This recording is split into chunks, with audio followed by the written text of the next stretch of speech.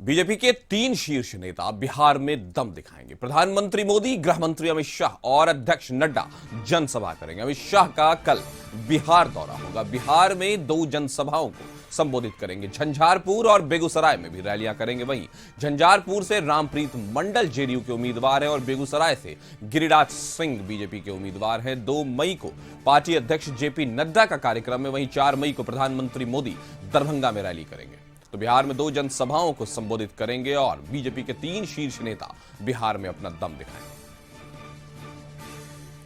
अमित, जिस तरह से हम हालात को देख रहे हैं और जिस तरह से आपने कहा कि दोनों तरफ से ही पूरा दमखम दिखाया जा रहा है, एक तरफ तेजस्वी है और एक तरफ आपने कहा पूरी फेहरिस्त है, तो हमने देखा प्रधानमंत्री, गृह मंत्री और अध्यक्ष तीनों लगे हुए। तो क्या कहा जा सकता है ये जो तीसरे और चौथे चरण के अब चुनाव हो रहे हैं जिसके लिए प्रचार तेज है, उसमें किस तरह की सफलताएं दोनों गठबंधनों को मिल सकती हैं या किस तरह के झटके लग सकते हैं? देखिए कासिफ, सबसे महत्वपूर्ण है कि आखिर जो 40 सीटें हैं तो किस तरीके से एक एक सीट के लिए जो रोड मैप तैयार किया, जो स्ट्रेटजी बनाई गई है दोनों ही तरफ से, तो उसमें तमाम जो कद्दावर नेता, बड़े नेता बीजेपी के, आप समझिए तीनों शीर्ष नेता बिहार को किस तरीके से को संजीदगी से देख रहे हैं और एक एक सीट पर किस तरीके से वो गंभीर होकर चुनाव प्रचार कर रहे हैं, ये इनके रैलियों से पता चलता है। आपने सही कहा, जो 3 रैलियां, आप समझिए 3 बड़े चेहरों का लगातार रैलियां हैं। और कल अमित शाह, इससे पहले 26 तारीख को प्रधानमंत्री ने 2 सभाएं की। हर 2 से 3 दिनों के बाद बड़े नेता का आगमन हो जाता है, बिहार दौरे पे आ जाते हैं।